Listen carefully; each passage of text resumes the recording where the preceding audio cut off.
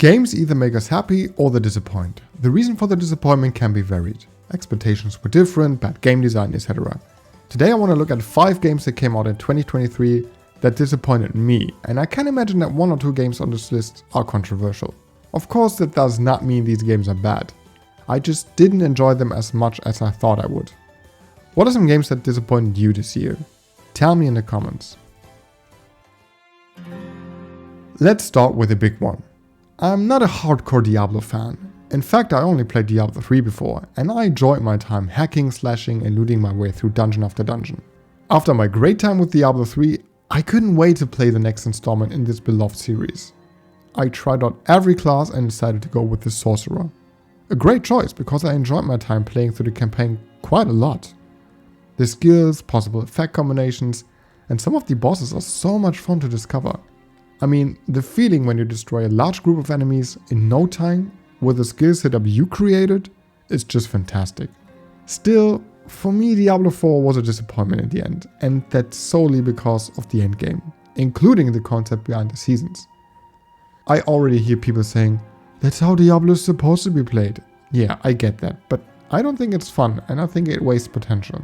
To actually have fun in the endgame of a service game like that, I need to have a gameplay related goal. Something like a raid that can only be accessed when my level and my item level are high enough. Something to work towards. But in Diablo 4, the only goal is to collect more loot and repeat the same content on a higher world tier.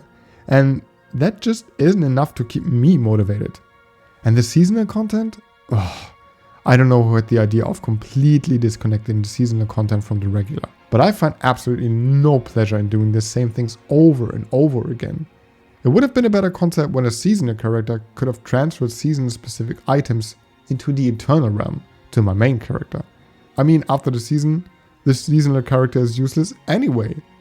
If Diablo 4 would have had raids I enter with my main character in the Eternal Realm, and seasonal characters that can transfer special items into the Eternal Realm, then Diablo 4 would have become one of my most played games this year. Sadly, the game design disappointed me, and I will probably never play this again. But what about you guys? Did you play Diablo 4?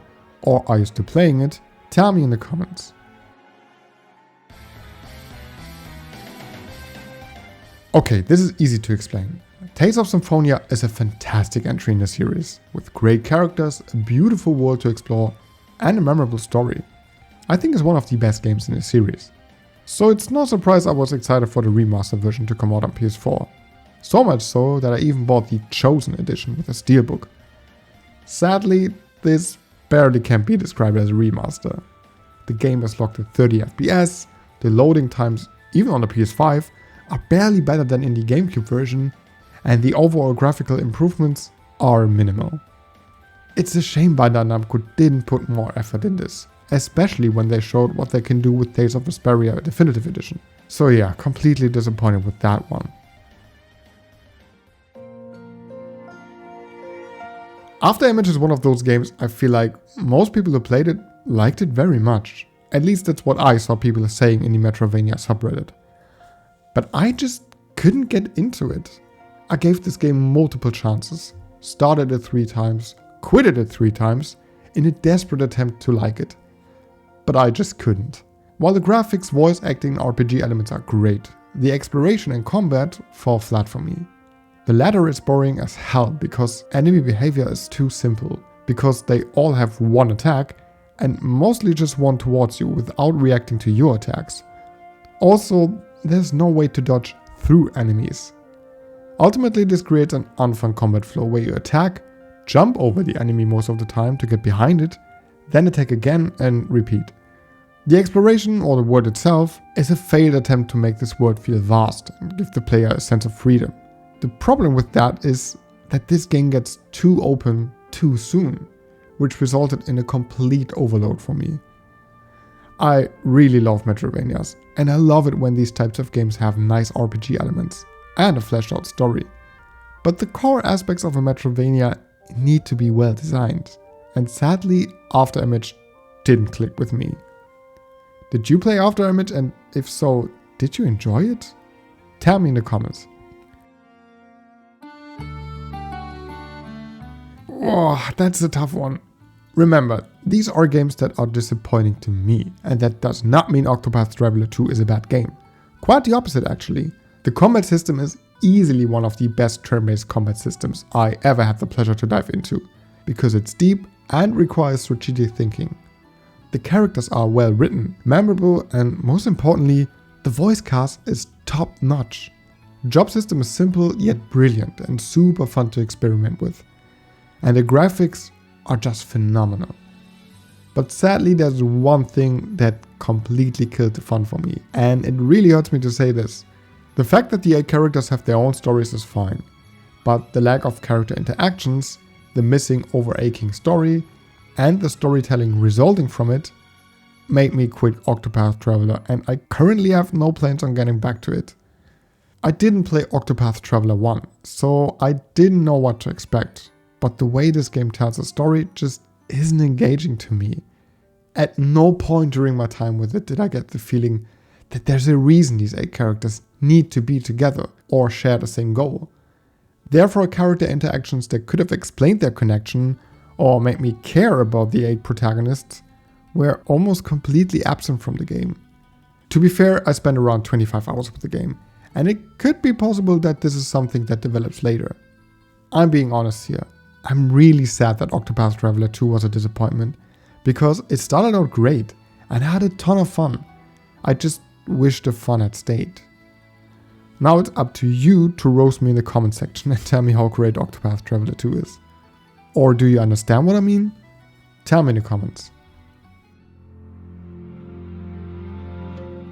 Disappointment isn't the right word, to be honest. Hate would be a better fit. Wild Hearts is a game heavily inspired by Monster Hunter, a franchise I really adore. I mean, Monster Hunter World is even in my top 10 games of all time, and I played it over 1,500 hours. So of course I was fairly excited to hear a high budget game that takes the premise of Monster Hunter and expands it with its own ideas to come out. Yeah, until I actually played it.